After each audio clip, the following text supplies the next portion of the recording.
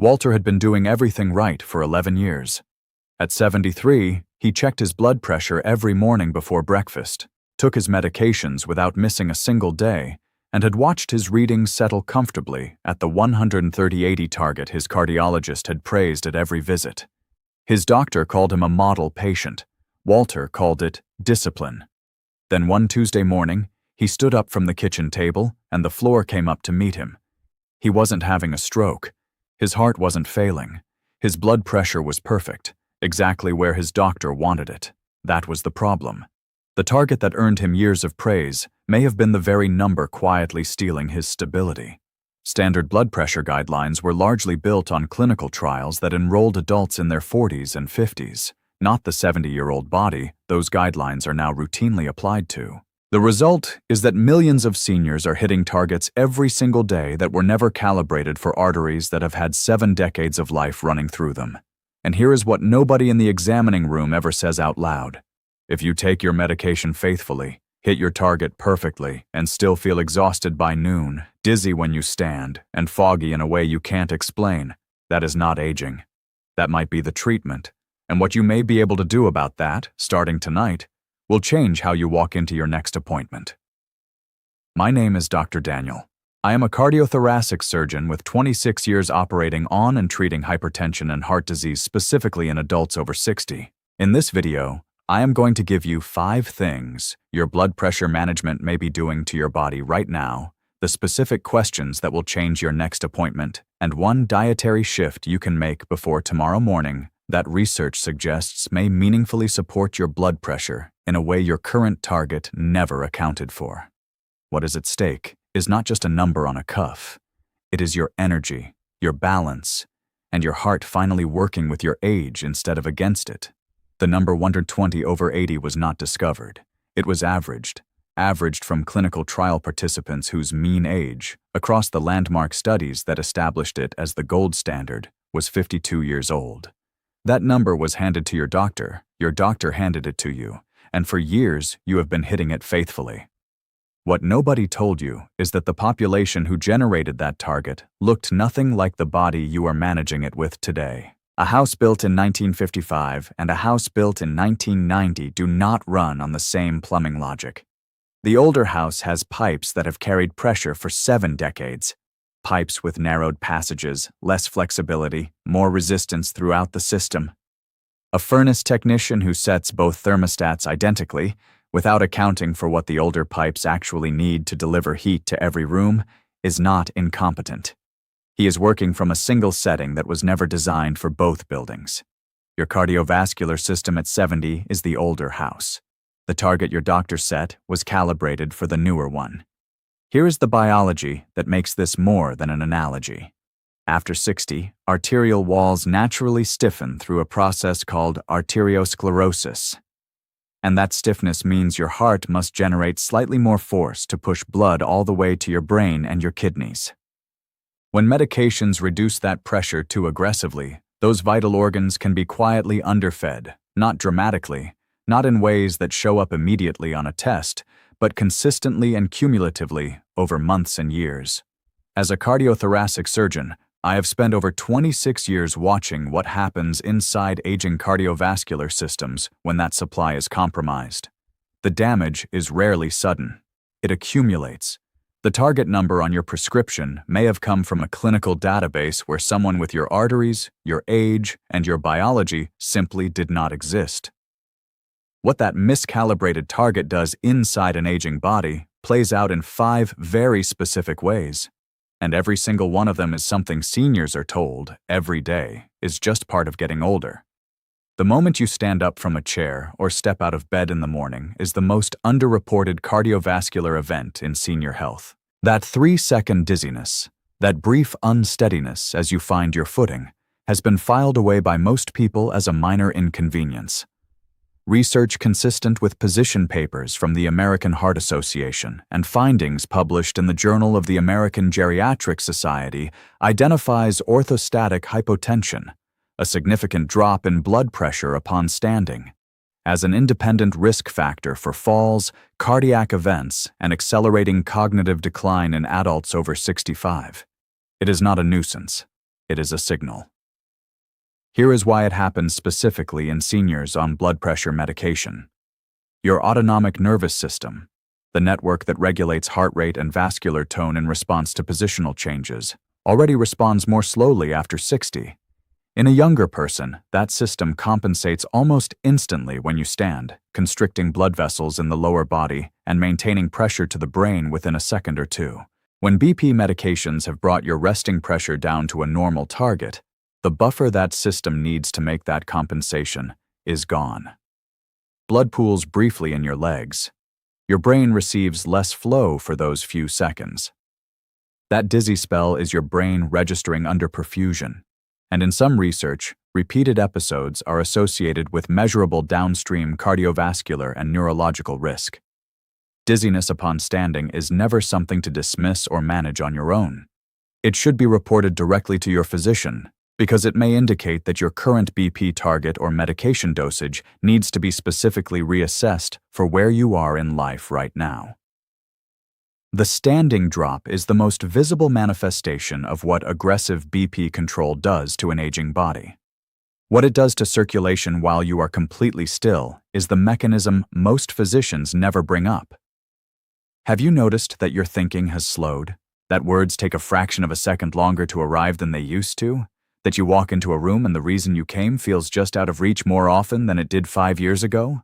Most seniors attribute this to age. Some of it may be your blood pressure right now. Specifically, the possibility that it is being driven lower than your aging cerebrovascular system can sustain.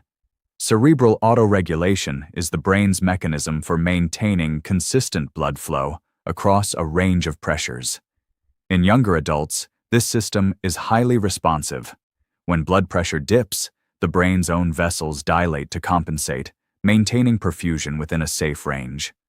After 60, that compensatory ability becomes less reliable. Research from the Sprint Mind sub-study and related work from the National Institute on Aging has raised important questions about whether aggressive systolic BP lowering, driving pressure below 120, may compromise cerebral perfusion in older adults, particularly those who already have some degree of arterial stiffness. The brain may be receiving less than it needs to function at full capacity, not because of a neurological disease, but because the cardiovascular pressure supporting it has been reduced past the threshold an aging cerebrovascular system can compensate for. Cognitive symptoms in seniors have many potential causes, and it is never appropriate to adjust or discontinue medication based on cognitive changes alone. That evaluation belongs with a physician who can assess everything contributing to the picture. Before we go further, I want to hear from you in the comments right now. What blood pressure target did your doctor give you, and have you been experiencing dizziness, fatigue, or mental fog that someone in a medical office told you was simply part of aging? Tell me your number and what you actually feel day to day.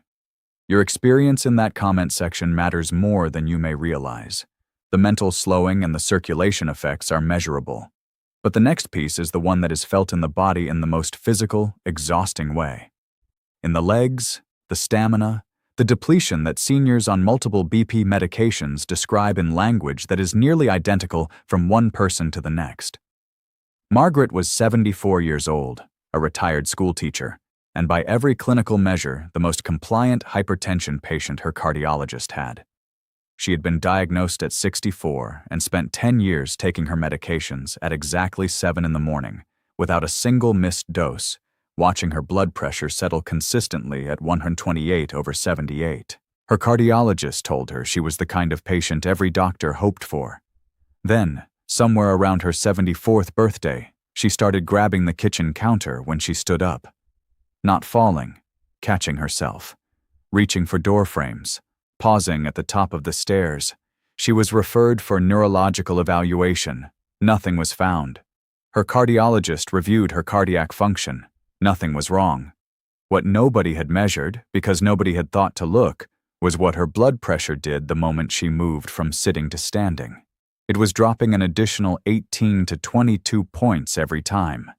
Her perfectly controlled blood pressure, hitting its target with precision, had eliminated the buffer her autonomic system needed to compensate for positional change.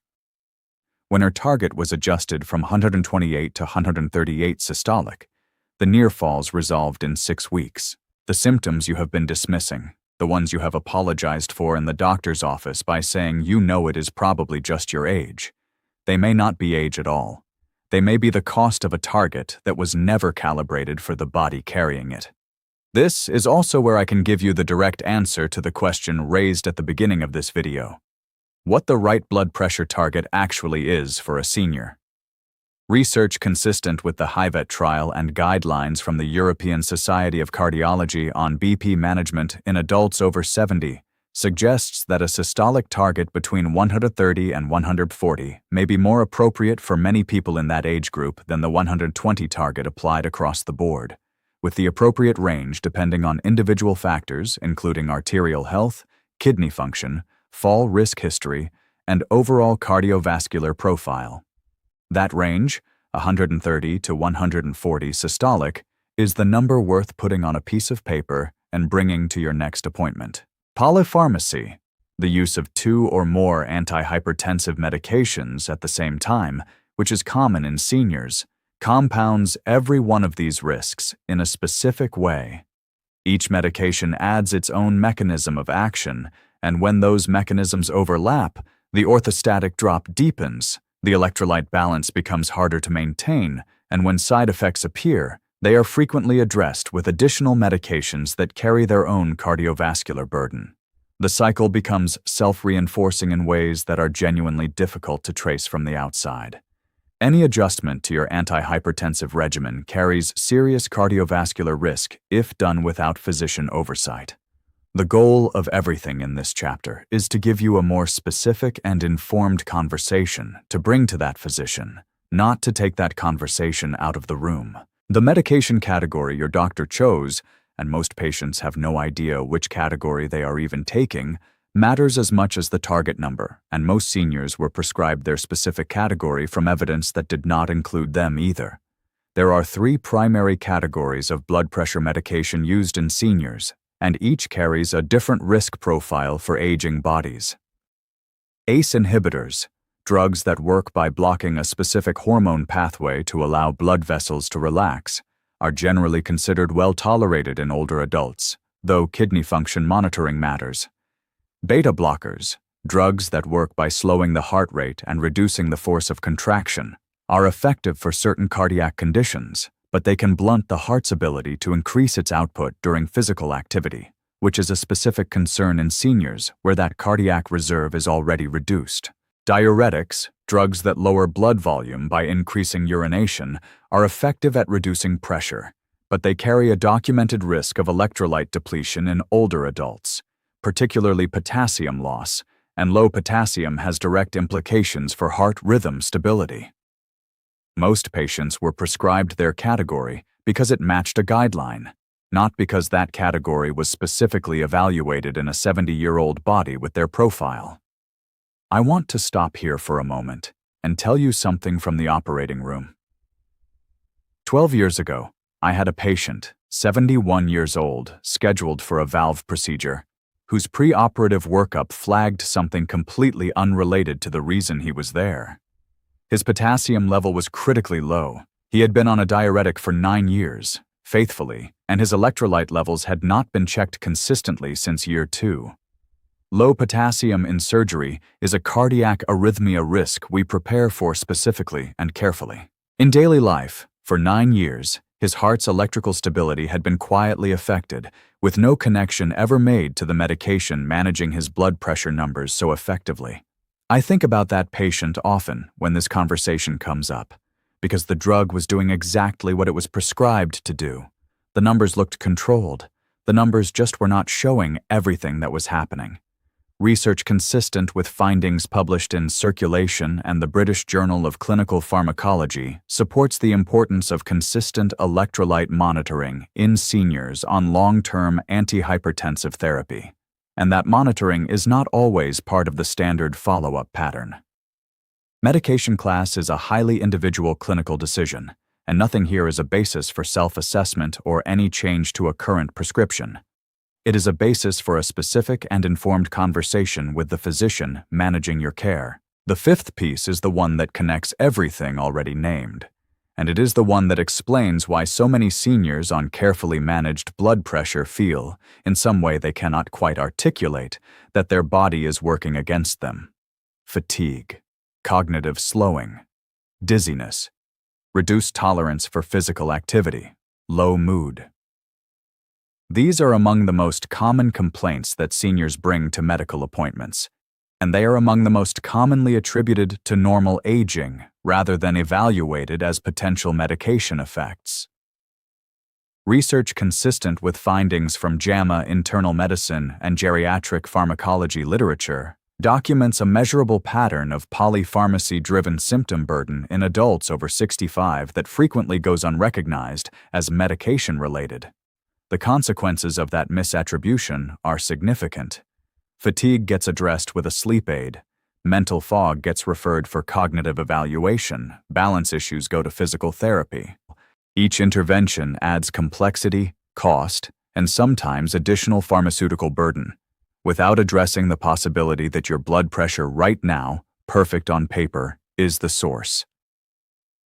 The biological reason is direct.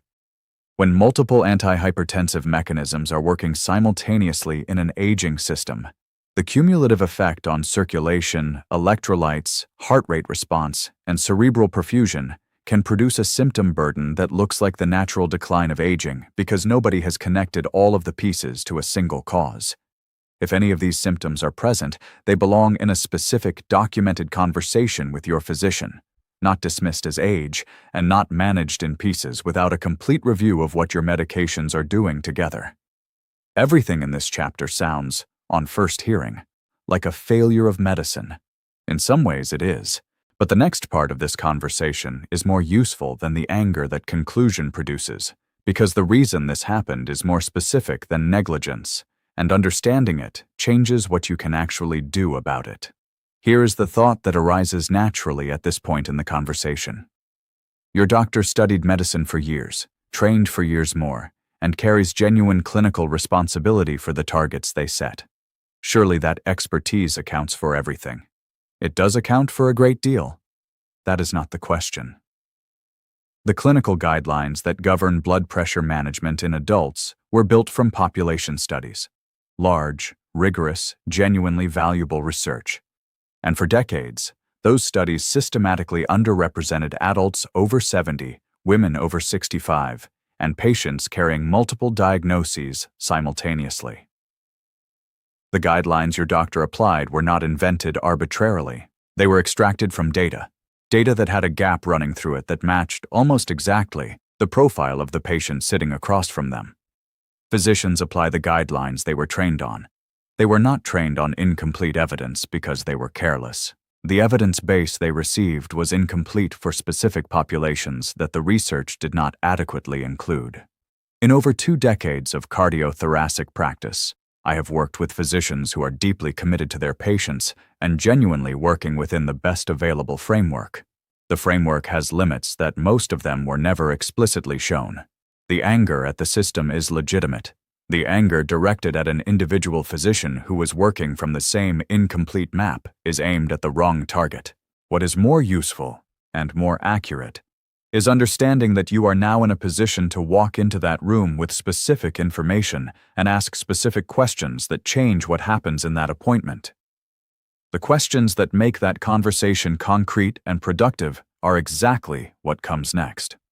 Right now, you hold more specific knowledge about age-appropriate blood pressure management than the vast majority of people who will walk into a cardiology appointment this week. That knowledge only becomes real when it becomes action. The first thing, tonight, before anything else, is to write down the exact blood pressure target your doctor gave you at your last appointment. If you cannot remember it, call the office tomorrow and ask for the specific number. Write that target on a piece of paper, and beside it, write down the symptoms you experience most regularly. Dizziness when you stand, fatigue that arrives by midday, mental fog, unsteadiness, reduced tolerance for physical activity. Not as a complaint, as a documented picture. Walking into an appointment with a specific number and a specific symptom list is a completely different conversation from walking in with a general feeling that something is not quite right. The second thing, if you have food in your kitchen tonight, or can add one item to tomorrow's grocery list. Is one potassium-rich food? A banana, a sweet potato, or avocado are straightforward starting points. Research suggests that adequate potassium intake may help support healthy blood pressure management alongside medical care. If you are currently taking a diuretic, one of the medication categories discussed earlier that increases urinary output, potassium-rich foods are worth raising specifically with your physician, given the documented electrolyte considerations in seniors on long-term diuretic therapy. This is not a replacement for medication. It is a nutritional conversation worth having. The third thing is a specific request for your next appointment. Ask for a standing blood pressure measurement. Ask the nurse or physician to take your reading while you are seated, and then again 1 to 2 minutes after you have stood up. Most standard BP checks capture only the seated reading. The drop that Margaret experienced, the one nobody measured for years because nobody had looked for it, is only visible if that second measurement is taken. It is a completely reasonable request, and it belongs in your next appointment. Even writing down your current BP target tonight beside the word standing is the beginning of a documented conversation that could change how your heart is cared for in every appointment that follows. That is not a small thing. And the second question from the beginning of this video, whether natural approaches can actually make a meaningful difference in blood pressure management alongside medication, has an honest, qualified answer. Research suggests that specific dietary patterns, adequate potassium and magnesium intake, and structured physical movement calibrated to aging cardiovascular systems may meaningfully support blood pressure management when combined with appropriate medical care. Not instead of it, alongside it. The clinical literature on this is more substantive than standard dietary advice typically reflects. And the next video goes directly into the 3 specific compounds and approaches the research supports most clearly for seniors. Here is where everything lands. The blood pressure target you have been hitting was drawn from research built on populations that largely did not include adults over 70. The number on your prescription may have been designed for arteries 2 decades younger than yours. The standing drop that comes with aggressive BP control in seniors is not minor. It is a documented cardiovascular risk that most standard appointments never measure. Research raises serious questions about whether systolic pressure below 120 may compromise blood flow to the aging brain in ways that show up as the fog and slowing that gets dismissed as normal aging. The medication category you are taking carries its own specific risk profile for aging bodies. ACE inhibitors, beta blockers, and diuretics each interact differently with the cardiovascular system after 60, and most patients were never walked through those differences. And the symptoms you have been attributing to the passage of time, the fatigue, the fog, the depletion, may be measurable downstream effects of a treatment plan that was never calibrated for your blood pressure right now, in the body you actually have. I want to hear directly from you in the comments. What BP target has your doctor given you? And knowing now that age-appropriate targets exist and differ meaningfully from the standard number, do you plan to raise that specific question at your next appointment? Share what is on your mind. A question asked in this community is often the question someone else needed permission to ask too. If you know someone who takes blood pressure medication every morning and has never once been told that the target they are working toward might not have been built for their age, send this to them. Not as a general share, as something specific, from you, to one person whose heart this might directly affect. In the next video, I am covering the 3 natural compounds that research suggests may support healthy blood pressure management in seniors, compounds that are rarely mentioned in standard dietary guidance and that the clinical literature is beginning to take seriously. Subscribe now so that video reaches you when it goes live. Asking one question at your next appointment. Was this target set with someone my age specifically in mind? Is not a challenge to your doctor's expertise. It is the most informed, self-aware thing you can bring into that room. You now have the specific information to ask it clearly, to document what you experience, and to advocate for a cardiovascular care plan that was actually built for the body you are living in. That matters, and I am grateful to be part of that conversation with you. Research suggests that specific dietary patterns, potassium and magnesium intake, and structured movement calibrated to aging cardiovascular systems may meaningfully support blood pressure management alongside appropriate medical care. And that is the full conversation the next video will carry forward.